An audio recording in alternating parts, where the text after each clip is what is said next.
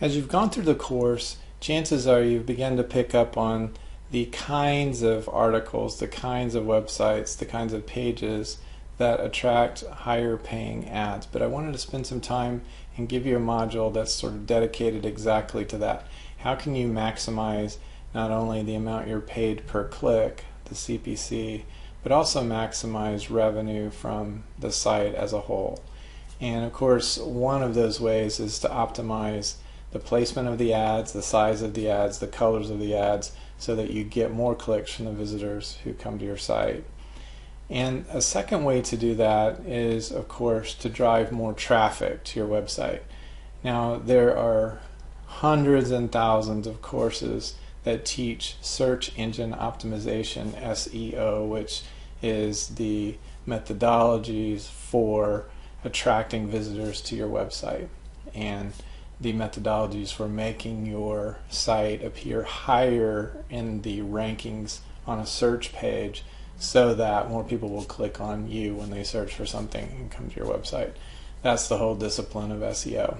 Now, I'm going to have a separate course on what you can do SEO wise to drive more traffic to your site.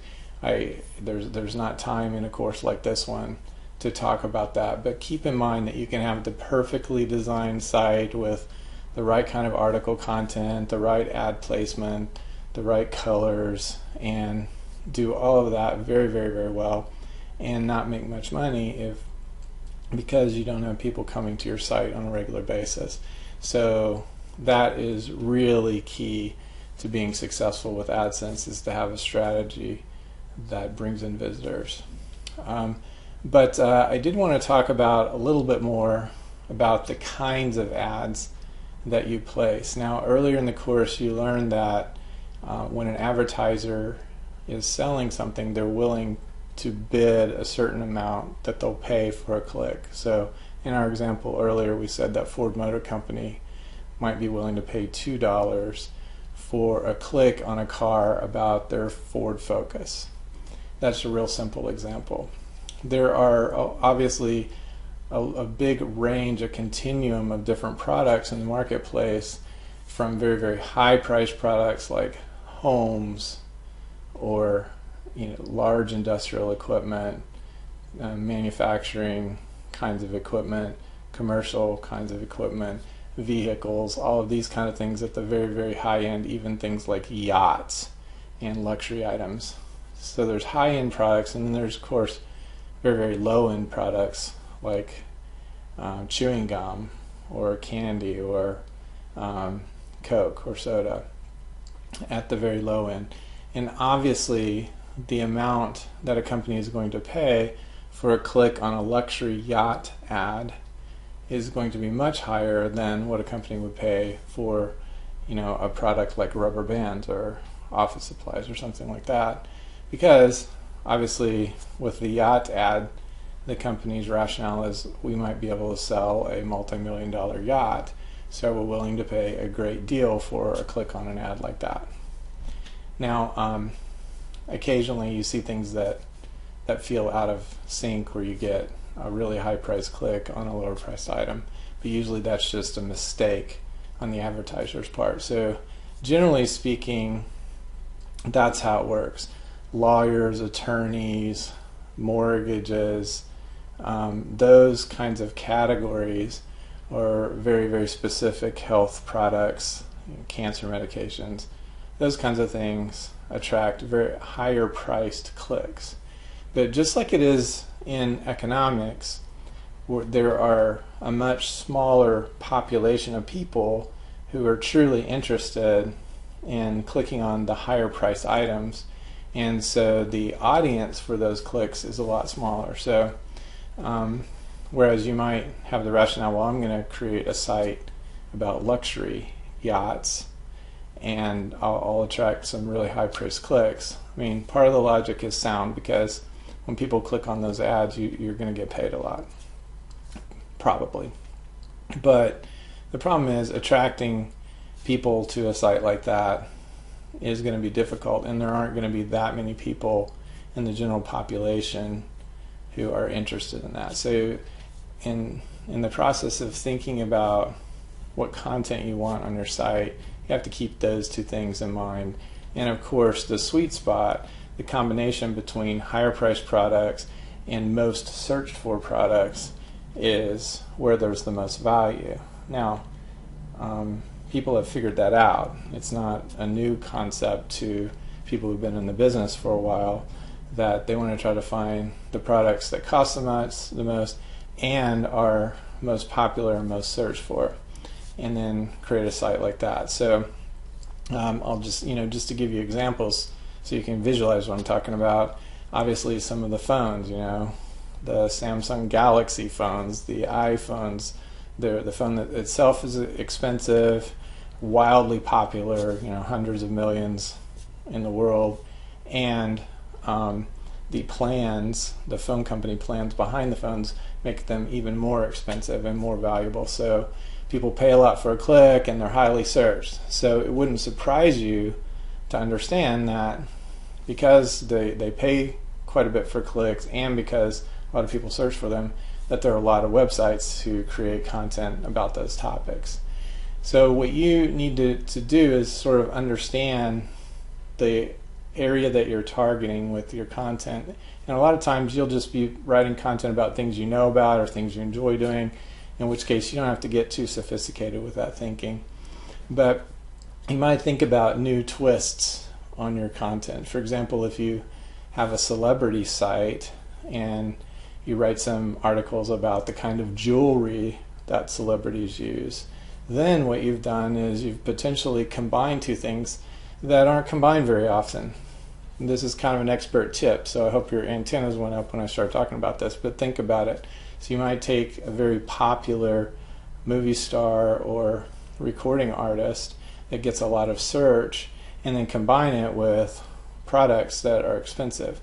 So, if you talk about the bracelet, the diamond bracelet or the diamond necklace that a celebrity is wearing, chances are you can attract ads for jewelry, and also that same article may stand a chance to get more traffic, or at least more search results, because it's a popular kind of topic. So that's one strategy that you can use, combining those two kinds of ideas, text and language and references in your titles to products or product categories, and also more popular search terms. But just having a popular search term doesn't guarantee that you're going to get traffic there. That's where you need to use other SEO techniques, and I'll cover some of those in another course, but just want to kind of give you that background. Now, earlier in the course I mentioned that nowadays there are interest-based ads, which are the ads that kind of follow you around. When you've searched for bicycles on the internet, Google takes note of the fact that you're looking for a bicycle, and Google starts showing you bicycle-related ads. And it doesn't matter if I'm on a cat website or a health website. If I've been searching for bicycles, Google's probably going to show me a bicycle ad even on the cat website. And that's good for you as the publisher. So what I just explained about the kinds of articles that you write and the kinds of product ideas that you put into the article text does not apply for interest-based ads. You'll get the best interest-based ad that Google can give you in those situations anyway, without you having to take action. So that's the good news in interest-based ads. But even if you think you're going to get a lot of interest-based ads, it's really good to focus on your titles first of all, and then kind of the text in your article. You don't need to optimize your text around keywords, but you do need to make sure that they're mentioned, and that you don't just rely on the picture to communicate the fact that your article is talking about jewelry or cars or whatever. You need to also have that in the text of your article. Hope that's helpful.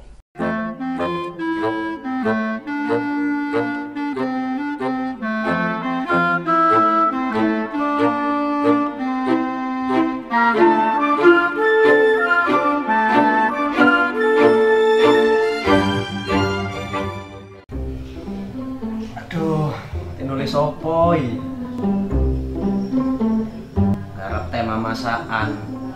Apa ora iso masak? Kayak tema motor. Gak ngerti motor blas. Tinggi kayak tema smartphone sing lagi ngetren. HP ku dhewe sik busuk kayak ngene.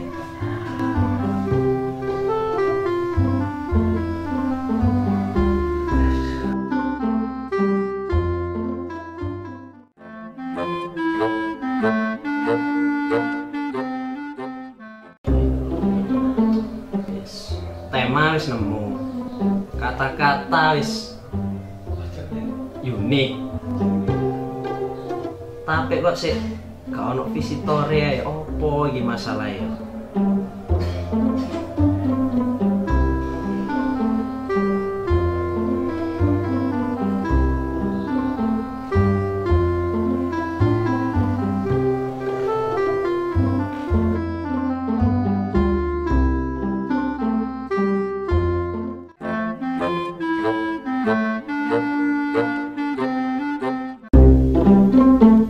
Mantap.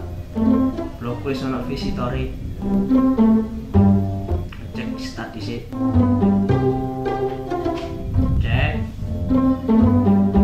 Wuh. Ternyata visitore tinggi rek. Wah, semangat terus tak kayak gini.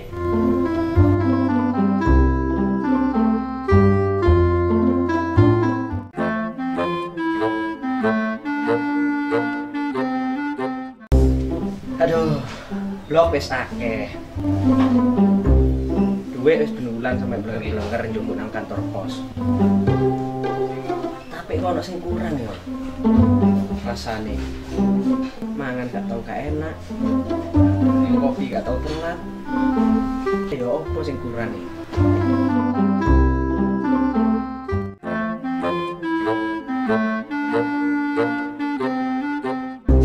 Cok.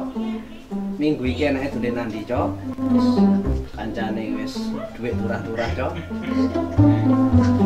Bingung nek tak entekno gawe opo, Cok? Lek ono nomere arek-arek celuk ono kabeh. Tenang ae golek masalah pembiayaan. Le, ting seneng-seneng. Le, sik, Cok. Ono FS ku di mari tak telepon maneh. Dalam tak delok uripmu wis penak ya, sembarang wis cepat, HP wis HP, komputer wis speke wis dhuwur. Tak telok-telok awakmu benulan kok ya nang kantor pos njogo dhuwit umbyukan, bayaranmu wis akeh. Lah terus sampean karepe nopo ngoten niku? Nah iki bapak iki yo wis kepingin gendong putu saja. Lah kapan kon rapi?